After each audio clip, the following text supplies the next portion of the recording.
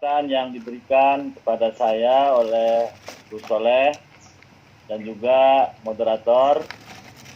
Luar biasa tadi kita sama-sama mendengarkan sambutan dari Gus Soleh berapi-api, dan saya kira itulah realitas yang dihadapi oleh kita, dan kemudian kita perlu menyikapi dan mengantisipasi sehingga bangsa Indonesia tetap eksis, maju dan berkembang. Kalau kita tidak mengantisipasi, tidak melakukan upaya-upaya pencegahan, saya kira kita akan mengalami nasib sebagaimana di beberapa negara yang saat ini dalam keadaan berkonflik, saling bunuh antara sesama warga bangsa, saling bertikai antara sesama saudara. Ini yang tentu tidak kita ingin harapkan. Baiklah, saya langsung saja karena kebetulan saya juga ada agenda lain nanti setelah ini. Mohon izin Gus Soleh, saya nanti pamit tidak sampai selesai dalam mengikuti diskusi. Yang pertama, tema kita adalah terkait dengan sertifikasi terhadap para penceramah dari berbagai agama tentang moderasi beragama dan wawasan kebangsaan. Untuk Kementerian Agama, wawasan kebangsaan itu nanti include di dalam penguatan moderasi beragama.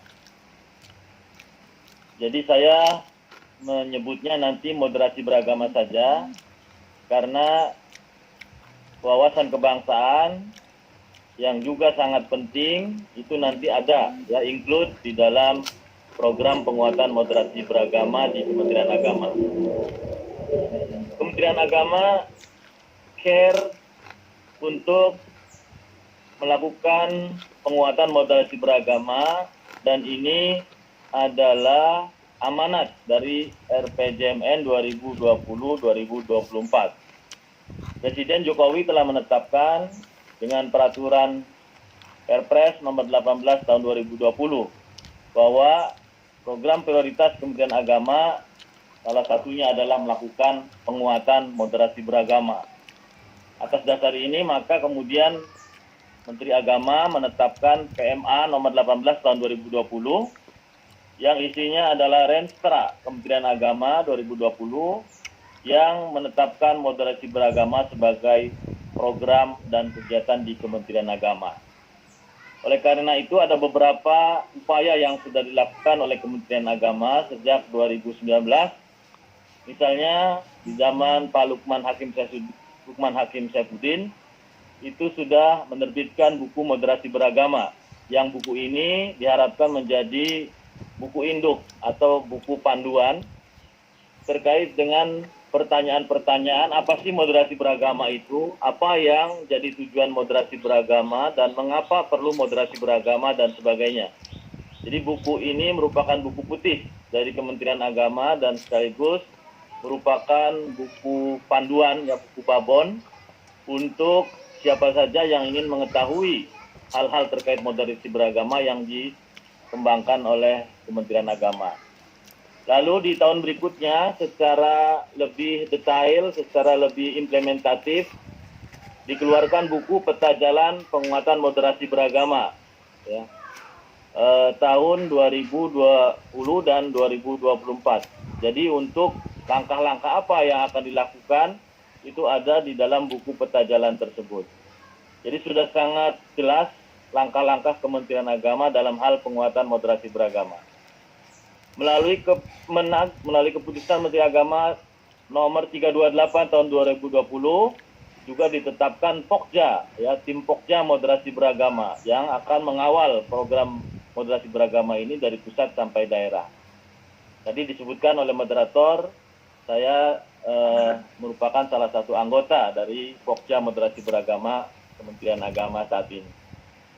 Kemudian program-program lainnya di seluruh perguruan tinggi agama Islam, UIN, IAIN, Sekolah Tinggi Agama Islam, dan juga sekolah tinggi agama-agama lain, itu ditetapkan adanya rumah moderasi Jadi semua kampus yang di bawah naungan Kementerian Agama sekarang mendirikan namanya Rumah Moderasi. Di situ didiskusikan hal-hal terkait moderasi beragama dan juga bagaimana implementasi di tengah-tengah kehidupan lingkungan kampus. Kemudian di tingkat diklat Kementerian Agama juga banyak dilakukan diklat-diklat terhadap ASN, apakah itu penyuluh, penghulu, kader-kader dan lain sebagainya. Termasuk bimtek-bimtek yang dilakukan oleh eselon 1, eselon 2 sampai eselon 3 yang mempunyai kewajiban ya mendiseminasikan, mensosialisasikan moderasi beragama di lingkungan ASN di wilayah kerja masing-masing. Jadi Kemenag tidak main-main, Kemenag sudah mencanangkan ini sejak 2019, 2020 dan tahun ini 2021 menjadi tahun-tahun Kementerian Agama mendiseminasikan penguatan moderasi beragama. Di dalam buku Peta Jalan Moderasi Beragama ditetapkan ada 7 kelompok strategis, ya, 7 kelompok strategis yang harus dilibatkan di dalam moderasi beragama. Nanti salah satunya adalah para penceramah, ya. Jadi yang pertama adalah birokrasi. Ya, kita tahu apabila kita ingin membersihkan lantai maka harus dengan sapu yang bersih. Jangan menggunakan sapu yang kotor. Maka birokrasi harus lebih dahulu difahamkan tentang moderasi beragama. Maka yang pertama yang kita sebut sebagai kelompok strategis adalah birokrasi di pemerintahan.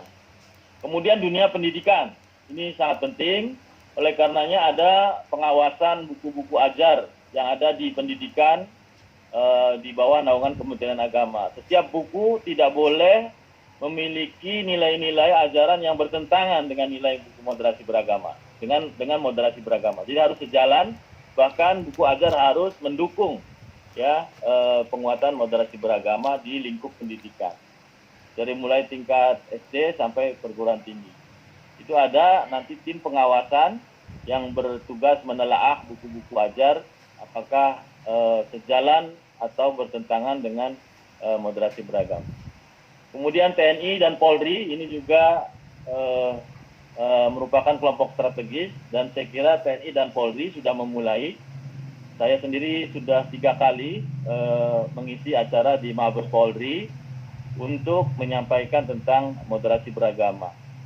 Kemudian media, ya, cetak maupun elektronik, media digital ini juga sangat penting, itu menjadi salah satu prioritas sebagai kelompok strategi.